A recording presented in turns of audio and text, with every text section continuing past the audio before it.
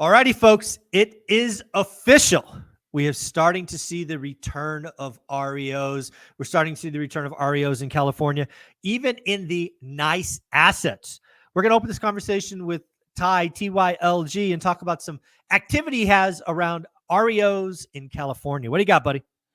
I was blown away, surprised. It literally, Halloween, my trick or treat was I get an email from an old friend, a guy, an asset manager. Hey, I've got this property. Do you want it? It's down the street from you. I'm like, yeah, sure. Why not? Let's do it. And anyway, so to my surprise, man, I literally log in. My password still works. I haven't probably, yeah, right? Crazy. I haven't been on this system for probably 12 years, but it's like riding a bike, occupancy check and BPO, broker price opinion, all the stuff.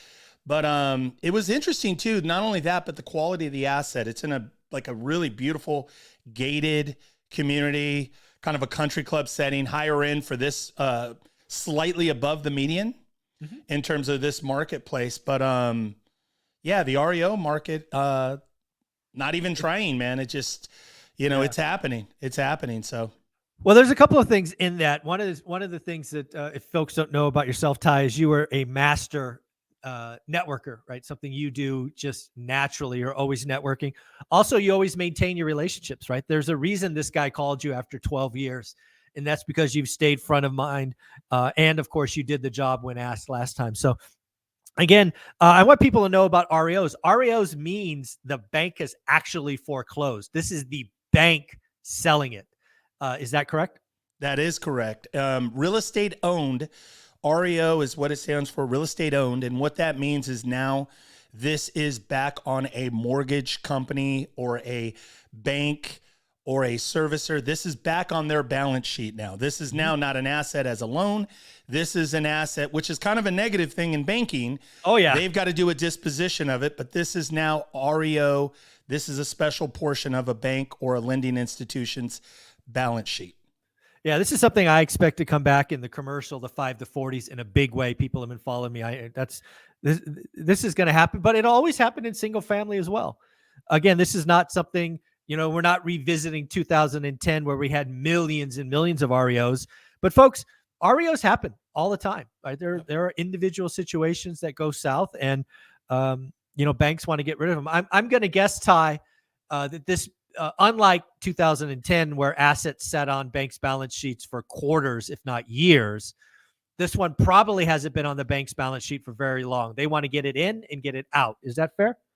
Very fair. High quality asset. And this is interesting. Even good markets, bad markets, hot markets, buyer markets, seller markets, doesn't matter. You're always going to have a small percentage where you have people with health issues, death, divorce, things of that nature. And so this falls under that category, I believe. The house is actually in pretty good shape. It's a great neighborhood. It's just one of those unfortunate circumstances for the family. But it's interesting that also, I'll note this, that you and I talked about this probably 6 months ago. Notice the defaults, notice the trustee sales have ticked up. Yep. And would be intellectually dishonest if we tried to make it a hype headline that, foreclosures are up 300%, because yes, that could be true, but that just means we went from 15 to 45, right? Yeah. It's not going to flood or deteriorate values per se. Not yet. Yeah. Anyway. I mean, if we wanted to, National Association of Realtor reported just this last month that distressed sales, which this falls into, was up 100%. It went from 1% of the market to 2%. That's what, correct. That is technically 100%. Correct. All right. Well, let's bring Matt, the mortgage guy, into this. A lot of stuff going on in mortgage. Looks like today it's actually a good day. The 10-year note is down.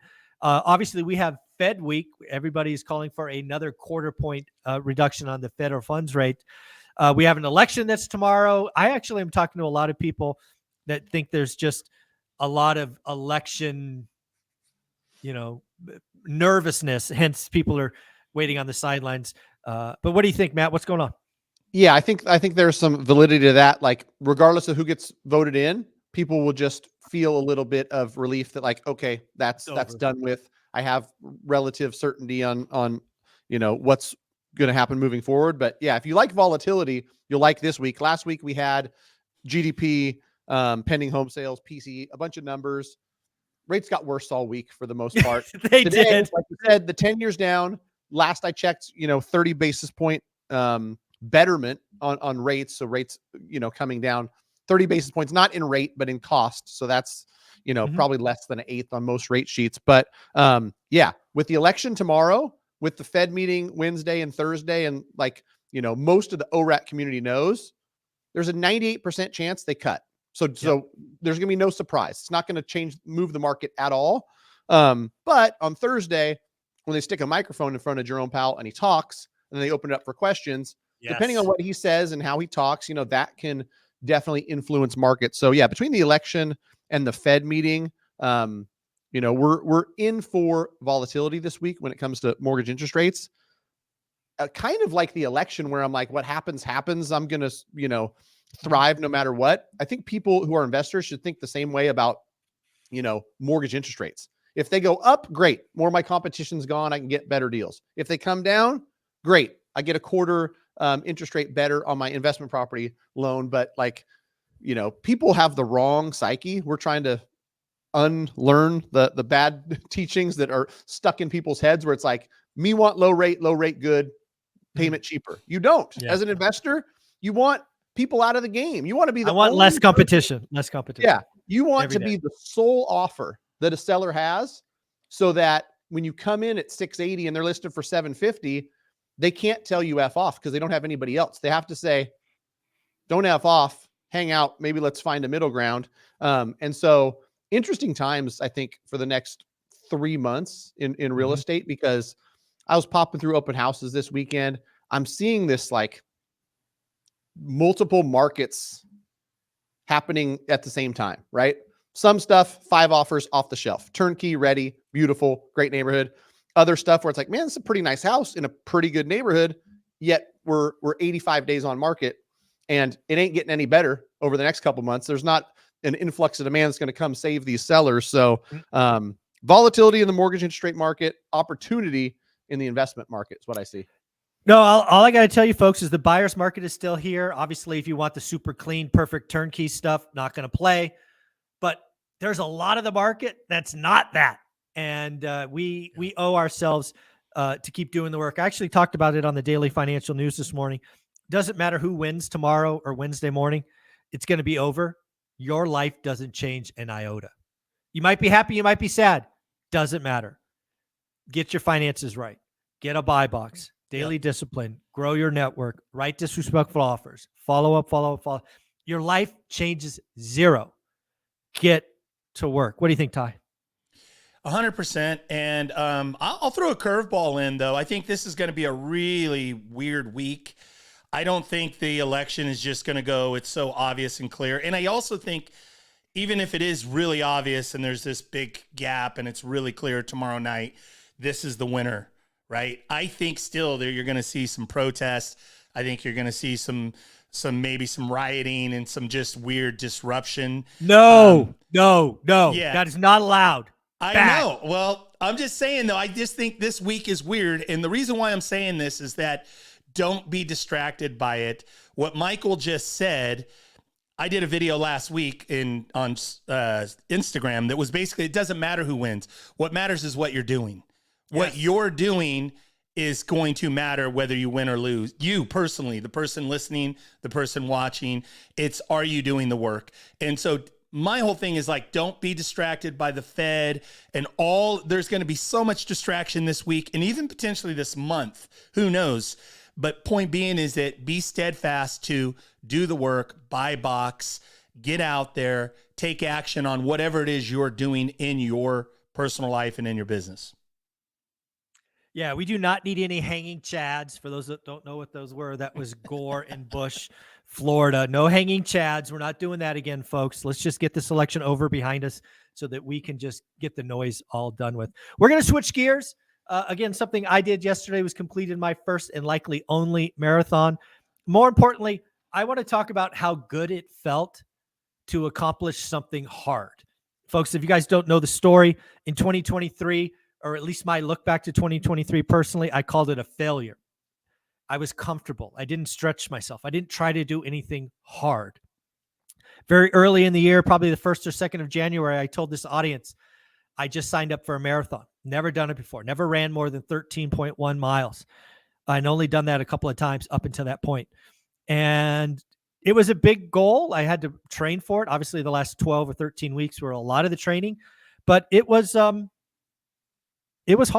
And I got emotional when I crossed the finish line because I had been thinking about this almost every day for 11 months. And to get across the finish line and realize it was over and have that medal, which I have right here. Got the medal.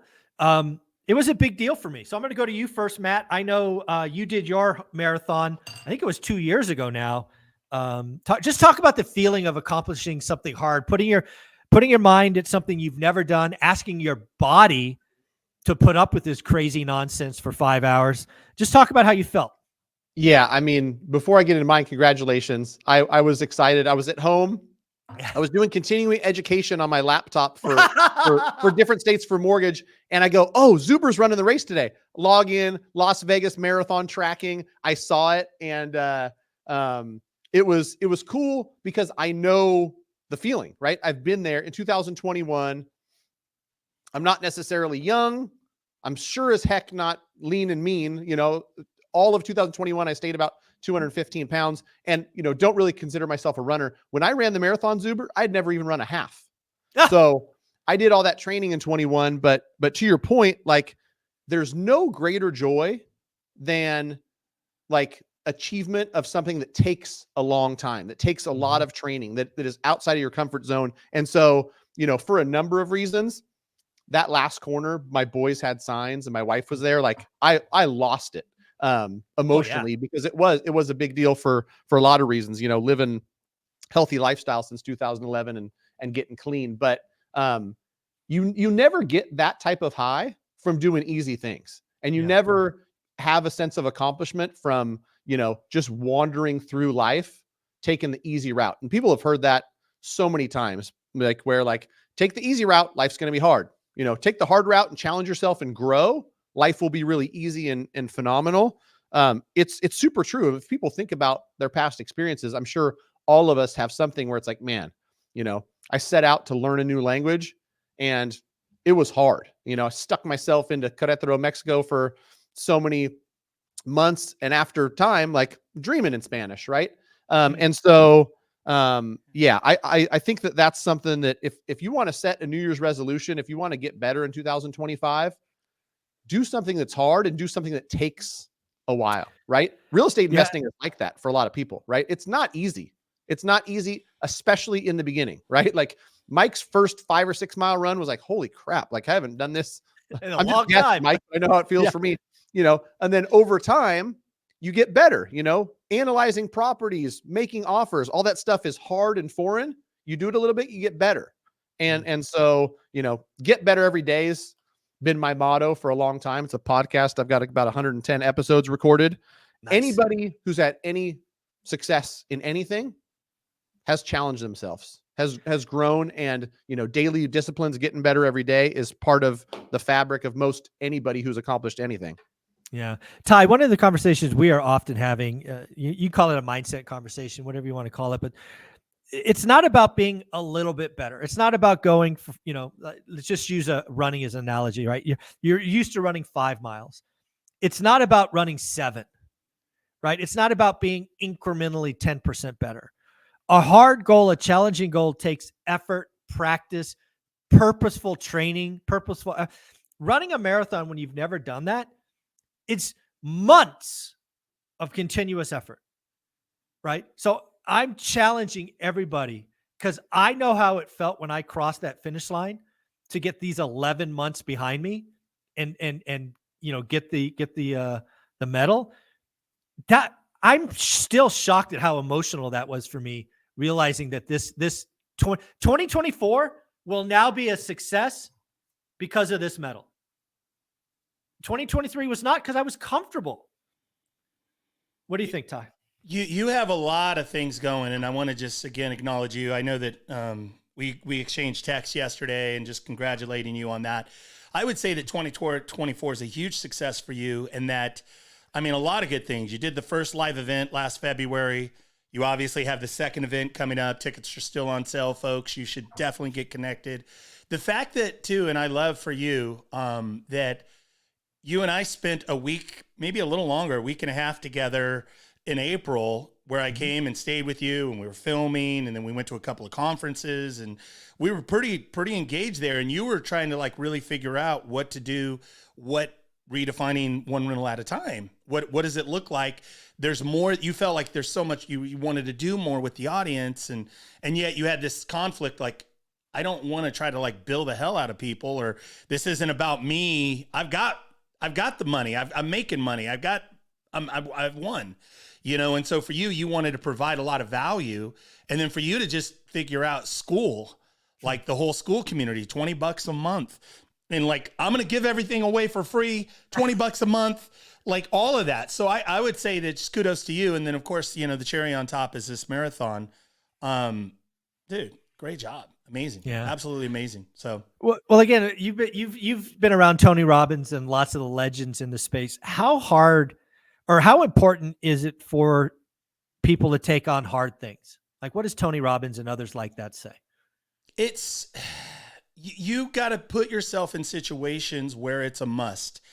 And so one of the things is that you can choose it the way you did the marathon, or the way that you've done things like, hey, I'm going to have a YouTube channel and we're getting to 60,000 subscribers, and all of the things you by choice, or it's the other way. And I'll share with you, this was interesting. This weekend, I had some, like a little flash from the past of doing hard stuff. In 2007, 2008, when my world was crashing around me and the market was doing what it was doing, I literally had to put on my work boots and go from the penthouse to basically, you know, working side by side with my construction and cleanup crews. I was doing the REOs. I couldn't afford to pay crews. I would literally have to go out with my crews and manage them and go out and do the work, physically cleaning up, cleaning out properties, doing all of that, because I couldn't afford to advance the cash flow. But on top of it, doing hard stuff, and it's interesting, the memory, I would go back home, and this is why I could relate with Gary Vee, talking about you got your day job and then you got your side hustle. Well, my side hustle was surviving and staying in the real estate game. So I would literally have dinner with my family, and I'd stay up till 1, 2, 3 in the morning figuring out how to do broker price opinions. I had no idea. This was not the internet. This was the old 1.0 internet. Like, I'd be 80% done with a BPO. That's basically like a bank appraisal for a new asset I got. And then the internet would drop off and I would lose all my work, and I'd literally have to start all over. Oh, and so my point being is that I had to do the kind of the two jobs of keeping food on the table and keeping the utilities on and whatnot. And then surviving in real estate, you know, and thank God for REO, and thank God that I'm a good networker and I'm somebody that can be depended on. That was a big deal. So doing hard stuff is critical. And especially in this game, there's going to be times when you don't want to do your buy box, or you don't want to, whatever the case may be. I would say that for all of you, either choose, or potentially you could be by default in a tough situation. I would say make the choice and create tough situations, hard things for yourself. and I would tell people to really plan on it, really think about it, right? When I was commiserating about 2023 being a crappy year, to me, it was because I didn't grow. I lived in comfort, and that's not where I want to be. I mean, growth comes from being uncomfortable, and then accomplishing something. You know, I wasn't sure I'd finish, you know, when I set out this goal in January. Then you do all kind of training, and you're like, yeah, I'm pretty sure I can finish. And then it's like, okay, game day, you know, let's get after it. So Matt, I'm curious, you obviously did your marathon back in 2021. Any thoughts on what you might be taking on as a personal challenge in 2025? You know what? I'm not sure, but to your point, like, there's something about growth that just feels good. Like, most human beings, you feel good about yourself when you're growing and getting better. And you know, there's a tons of different things. It can be, you know, physical challenge, like a marathon. It can be, you know, better relationship with your spouse. It can be in business. I don't have one in mind, but I actually, you know, between you and some other friends that were doing marathons, I found myself running, kind of feeling inspired from you guys. And so I don't know. I think it might be some sort of triathlon. Ooh. Swimming, I'm not worried about. A lot of people hate the swimming. I love swimming. Biking is something that I do very little of. So like that's the part that would hurt me.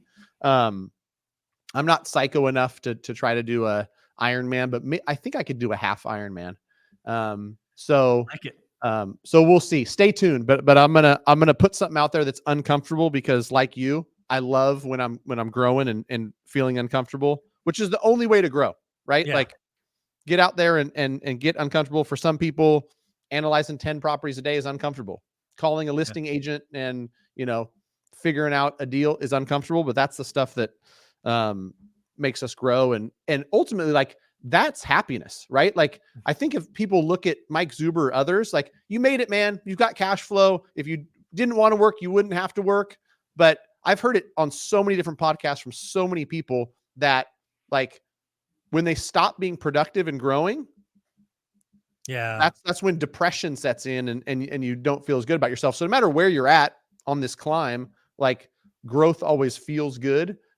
Even though, when you first get started, it can feel scary and hard. Yeah, totally agree. Folks, if you want to get started in the game, you want to know what's what, greatmortgagebroker.com. Reach out to Matt's team. Go there. How about you, Ty? Any thoughts on what might be something hard for you in 2025? Just, it's interesting. Just getting back fit, man. I've been so deep dive onto learning, like video content and email marketing and all of that I actually have neglected a little bit of just taking better care of myself, which is not a thing when you're in your 50s, man. The warranty, the warranty wears, your warranty is gone.